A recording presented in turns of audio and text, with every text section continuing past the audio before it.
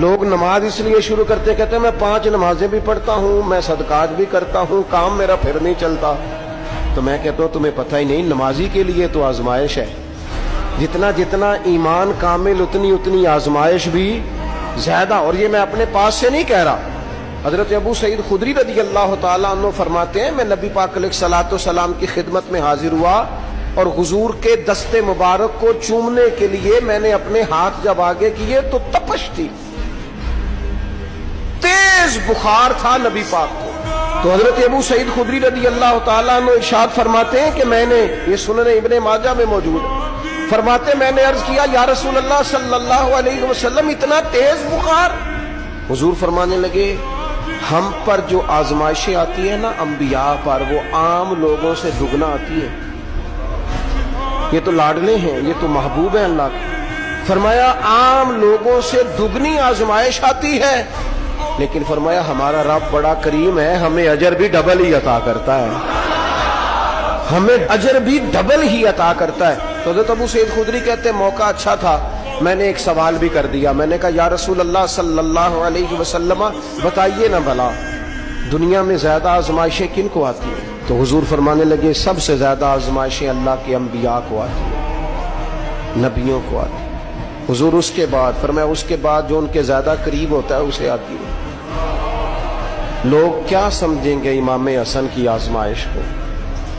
لوگ کیسے سمجھیں گے سیدنا امام حسین کی آزمائش کو؟ فرمایا جو ان کے زیادہ قریب ہوتا ہے اسے زیادہ آزمائش آتی ہے. تو حضور کے سب سے قریب تو امام حسن ہے نا، امام حسین ہے نا. تو کیا سمجھتا ہے قربت بس نسبت کے اظہار کا نام ہے اور بڑے لطف کے ساتھ زندگی گزارنے کا نام ہے؟ تو نبی پاک علیہ الصلوۃ والسلام نے فرمایا بات بڑی مزے کی ہے. فرمایا پھر اللہ کے بعض بندے تو ایسے ہوتے ہیں جنہیں اللہ فقر میں مبتلا کر دیتا ہے. فرمایا ان کے پاس صرف ایک چادر رہ جاتی ہے، اتنا فقر ان کے پاس آتا ہے. لیکن جو حدیث کے آخری لفظ ہیں نا وہ وجد والے ہیں، وہ وجد والے ہیں، وہ سرور والے ہیں. ہمارا یہ مزاج ہوتا ہے کہ میٹھا میٹھا کھا جاؤ اور ذرا کڑوا آ جائے تو سویرے بھی رو شام بھی رو، حال ہی کوئی نہیں، غریبی بڑی، پریشانی بڑی، حضرت صاحب گھر سے بیماری جاتی نہیں. اور جناب کیا بتائیں، بعض لوگ تو ایسے ہیں جن کی بات سن کے لگتا ہے زندگی میں کبھی سوئے ہی نہیں، اتنے بڑے بڑے دکھ سناتے ہیں. او خدا کی رحمت کا بھی تو ذکر کرنا، خدا نے جو تیرے اوپر انعامات کیے ان کا بھی تو ذکر کرنا. ان کا تذکرہ ہی نہیں کر رہا میرا بھائی. نبی پاک علیہ السلام نے فرمایا ان لوگوں پر دکھ آتے ہیں پر قربان ہونے کو جی چاہتا ہے ان لفظوں پر. حضور فرمانے لگے وہ رب کی طرف سے آنے والے دکھ پر بھی اس طرح راضی ہوتے ہیں جس طرح تم میں سے کوئی راحت ملنے پر راضی ہوتا ہے. سکون والی چیز ملنے پر جس طرح تم راضی ہوتے ہو اس طرح وہ دکھوں پر بھی راضی ہوتے ہیں. دکھ قبول محمد بخشا، دکھ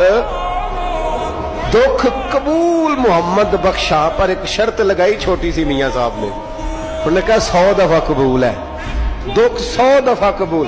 دکھ قبول محمد بخشا پر راضی رہن پیارے. یہ شرط یہ ہے کہ تو راضی رہ، تو راضی رہ. دکھ قبول محمد بخشا، راضی رہن پیارے. اور حضرت سلطان صاحب کہنے لگے ایسا کیتی ہے جان حوالے رب دے، ایسا عشق کمایا ہے اسی مرن تو پہلو ہی مر گیا، باہو تا مطلب نو پایا ہے.